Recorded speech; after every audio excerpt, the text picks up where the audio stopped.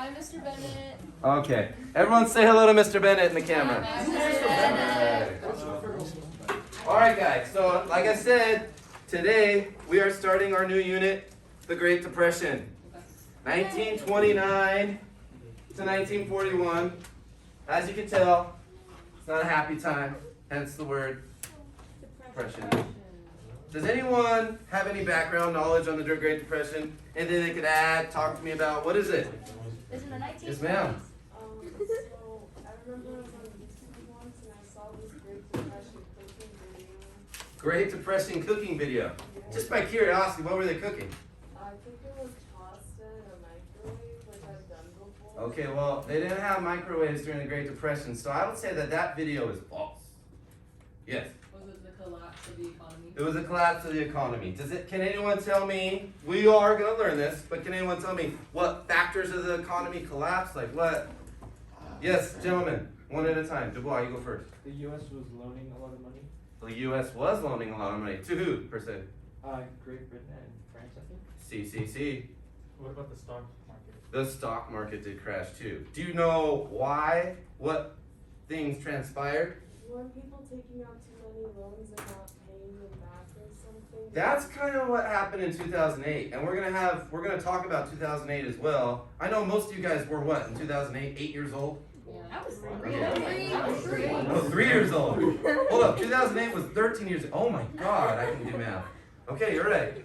You're right. So yeah, you guys were aware that we had something similar, not to the Great Depression, but a giant crash in 2008 because of the housing market, right? Yeah. We're gonna do a little compare and contrast in that in a little bit. Yes, ladies? Wasn't it like they were trying to drop the value on things and people were buying them as fast as Yeah, we mass produce stuff.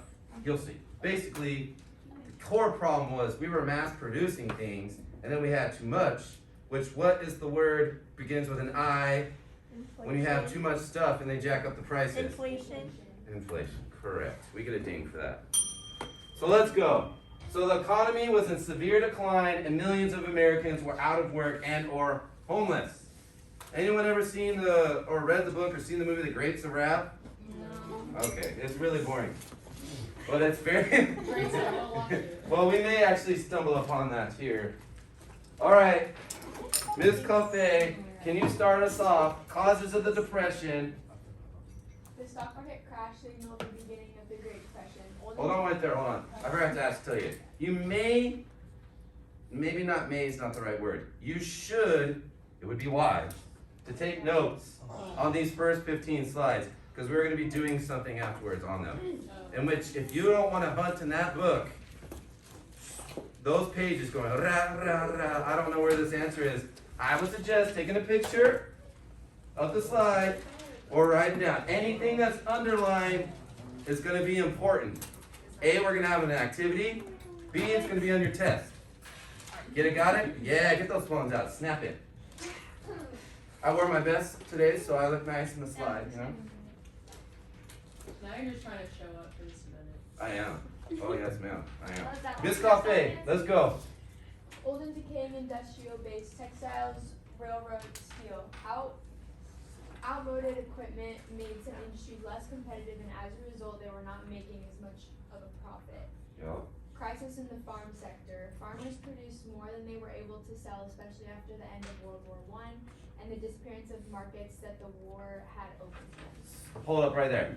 So if you're a farmer, you're growing crops, and you grow way too much. What is going to happen to those crops that you can't sell? It's not like I produced a bunch of pants or sweatshirts, and I can just throw them in some boxes and sell them, you know, down the road. What happens to crops? They died. They die. They go bad. So the farmers used all their supplies and their money to grow these crops. What happens when half of them die and they don't get paid for it? Are they in the red now? Or are they in the green? Right. Yeah, they're out some money. Keep going, Ms. Coffey. Availability of easy credit.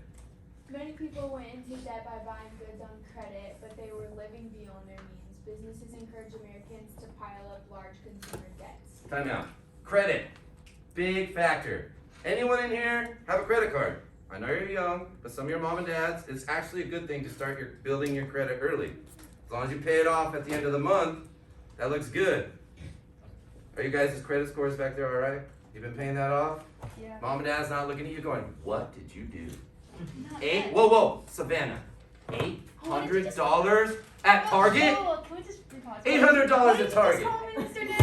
What did you buy? You just called for- me Savannah. I'm Oh, sorry. Sophia, Oh, wow. Sophia, sorry. What did you buy? You're losing your internship. I know. What did you buy for $800 at Target? What'd you buy? What'd you buy? A coffee maker. A coffee maker for $800. So, Yeah. credit. Must be some fancy. Hey, I was gone for 2 weeks too, you know. Credit is a good thing, but it actually can be a bad thing as well, especially when you start putting a lot of things on credit. People were buying fridges, washer and dryers. Those were new things at the time that people really wanted. Radios. So they were putting everything on credit. Here, I'll put $3 down. Back in the 20s, $3 was actually a lot of money. And then I'll pay $3 a month until I get it paid off. Now, what happens when you lose your job to the credit? Jeremiah, you lose your job. You owe a lot of money. You can't pay. What happens? They start taking your stuff. They'll send guys out to your house. They'll take that washer and dryer back. You can't pay your rent. They throw a padlock on that while you're not there and say, hey, bro, you're out. You can't live here anymore. They'll take your stuff. All right, can finish it up on unequal distribution. Unequal distribution of income. There was too little money in the hands of working people who were the vast majority of consumers. In other words, consumers had less money to spend. So yeah, there was too little money in the hands of the people that didn't really need it, and the people that needed it, they didn't have it. So the economy went dry. Moving on. Are we kind of seeing now how this is causing it? And in 2008, we'll go with 2008 real quick. Basically, people were getting loans for houses, and they were signing on these APRs that stated right now what an APR, annual percentage rate, is. That's what you're going to pay percentage-wise of interest to your loan. So say you have a house that's $100,000, a very cheap house. No houses are $100,000. And you have a 1.6. You're going to pay $1,060 a year in fees and APR to the bank. So what happened in 2008? These people bought a house for $100,000. Their APR was 1.6. Their annual payment, their monthly payment on the house was $1,300. Once that rate, which was not fixed, went up to 14%, their housing price was now $4,000 a month, in which they couldn't pay. So what happened to these people's houses? Foreclosure, which means the bank takes back the house. And that's what happened. 12 million people lost their houses. A lot of people lost their houses here too. So we're continuing on. Can you start for me? Yes, ma'am. What are we supposed to write down for this side? For this, maybe just take a picture of it. This is kind of just information. Hit it, brother. Hoover spoke for most middle-class people. They thought the American dream of unlimited plenty was close to fulfillment. The huge industrial machine that had begun building up during the Civil War had reached fantastic heights of mass production. Assembly lines poured out products by the millions, while advertising stimulated the consumer to buy them. Correct. So again, we're mass producing a bunch of stuff, cranking it out. Like Sony putting out those flat screen TVs, Ford cranking out those F-150s. But as we're gonna see soon, we're gonna have way too much of this stuff and no one to buy it. That is a problem. Continue. From Privy, Icebox, and Buggy, the country moved almost overnight into the new era of bathrooms, electric refrigerators, and automobiles. Washing machines, vacuum cleaners, and telephones promised to make their life easier and more convenient. Homemade amusement gave way to radio and the movies. American businesses and American salesmanship had put the nation aboard an express train rushing toward permanent prosperity. So it sounds good, right? We have all the stuff that we have now. We're getting vacuum cleaners, washing machines, You can go potty in your house. How would you like to have to go to the bathroom, like outside, or like go into the hallway if you lived in an apartment? It's gross. You don't want to share a bathroom with other people, that's nasty. In the hallway. So look, like life is becoming better, you know? Hallway. Like what? In the hallway. Like yeah, like here, like you know? Yeah, going to the bathroom at school, it's like the same thing. Except you didn't have your private one. Alright, Catherine, will you read for me, please? Ooh, I cannot see that part. You take a picture of that slide then. Which one, right or left? Go right. Okay. Oh, I'm sorry. You're fine. Take your time. There's no rush. Sorry, guys. Okay. No rush.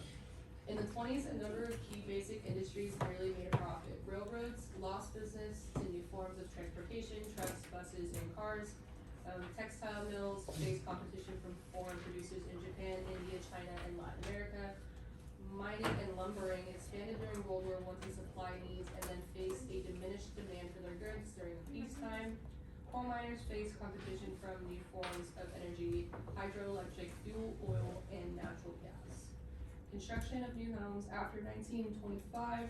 New house construction declined, which had a spin-off on other industries. New houses required building materials, new furnishings, new equipments, new appliances, and it created jobs. So all these industries that have been plentiful, just rocking and rolling during the 20s, towards the end are beginning to like slide off a little bit. Railroads were losing business because of what? What was new? Cars. Forward. Textiles mills. Now we are outsourcing our textiles to places like Japan, India, China. Now, today, if you were to like go look at the back of your shirt right now, more than likely, do you think it's going to say made in America? Where's it going to be say it was made at? China. Where else? India. India, Indonesia, Mexico. America does not, even to today's standards, does not hold a torch to these other industries in the world. But then it became a growing problem, even more so because we're not as global as we are today. So, everyone ever seen this picture? It's kind of a famous picture. The farmer, the old lady. I actually know a girl I work with that looks just like her. It's pretty funny. Wow. I know, she's ugly. It's alright. She's very nice. Damn. She's very nice though. Hey, if it walks like a duck, it's a duck, guys. I mean, it is what it is, you know? So, Maddie, can you start reading for me?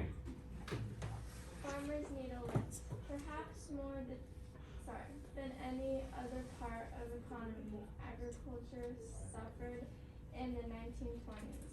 During World War I, international demand for crops such as wheat and corn had soared, causing prices to rise.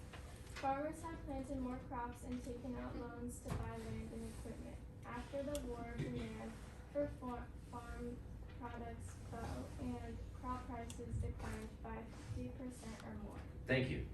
So again, we had all this stuff. We produced all these plants and all these farms, corn, apples, whatever, farm. And then prices fell 50% or more. So the farmers paid, say, $1,000 for this one giant crop of corn, in which now they had too much of, and they could only sell for $500. So not only do they have rotting crops that they can't sell, they're in the hole $500. I just squeaked bad. Oh my gosh. That was bad. It was bad. Hey, it is. It was. To compensate for falling prices, farmers boosted production in the hope of selling more crops. So they're in the hole $500. Laughing at me, Catherine. So now their idea is, oh my God, we gotta grow more so that we can make our money back. But no one's buying it. So really, they were kind of backwards. And then stop. Let's go. Bye, lady. Lillian, can you read for me? The top one. Yeah. Foreclosures. Foreclosure is the legal process that banks use to get back some of the money they loaned when a borrower can't repay the loan. During the 30s, there were thousands of foreclosures. The word foreclosure itself became a rally cry for political movement. So people began to lose their houses. Now, if you're an adult, I know the worst thing that could happen to me, like in my financial life, would be to lose my house. Cause you guys gotta admit, that's the most important thing in your life is your home. Your family, your home. These people were losing their homes and they're getting evicted, thrown out into the streets. Like if you live in a colder climate, like New York, the Midwest, you get thrown out in the middle of winter, there's a big possibility you could freeze, your family could freeze to death or die. So this was bad. Bad news, okay? Here's what often happened during the 20s. Many farmers borrowed money from banks to buy more land or new machinery. The farmers then pledged their assets as security on the loan. So they're pledging their stuff, their cars, their land, their homes. So if a farmer couldn't make the payments on a loan for the land, the bank could take back the asset, the land, and sell it back for their money. So basically the farmer's like, hey, I need the money, I'm putting up my house and my land, I'll pay you back. X amount of time happens, the farmer never pays it back, the bank comes a knocking, bye-bye, my land, you're out, get out, it's all mine. And this is what was happening on a mass scale. Millions of people losing everything. Not just their homes, their possessions. Basically they had the clothes on their back, that's it. Pretty harsh. Yes? Isn't that similar to like being evicted? Yeah, but not only that, they're like, okay, I gotta leave my house. Oh, let's take the fridge, we'll load up the wagon or the car. No, the fridge is mine too. That's owned by Sears. All right, well, at least let's get the cargo. No, the car's mine now too. That's owned by Ford. You defaulted on everything. Get out, walk, put some shoes on. The boots were made for walking, right? Many loans were written when land values and crop prices were high. After the stock market crashed, few people had the money to buy the land, and so land values plummeted. So when they took out the loan, they took out the loan for an X amount up here, but when the market crashed, it was now worth this amount here. Again, are they in the red? Yeah, they just lost thousands. All right, shall we continue on? James, just the top part, please. Farmers depend on towns to supply them with everything from machinery to groceries they can't raise themselves. Small towns in rural America depend on farmers for their very existence. The connection between agriculture and the small town was never more critical, even during the Depression. Okay, thank you. So small towns got their food from where? Small towns got their food from where? Stores. At the farms. Sorry. And if the farms stopped producing the food, what do you think was gonna happen to these people in these small towns? Farms. Starve. They're gonna starve. Exactly. So now, even people in these small towns that were just dependent, it was almost like a system where one side was dependent on one. It's like mountain climbing. When you're all roped together and you're climbing, one man falls, you all fall. This is what was happening. It was a domino effect of the economy that was affecting everybody. Girl, hold on right there for a second.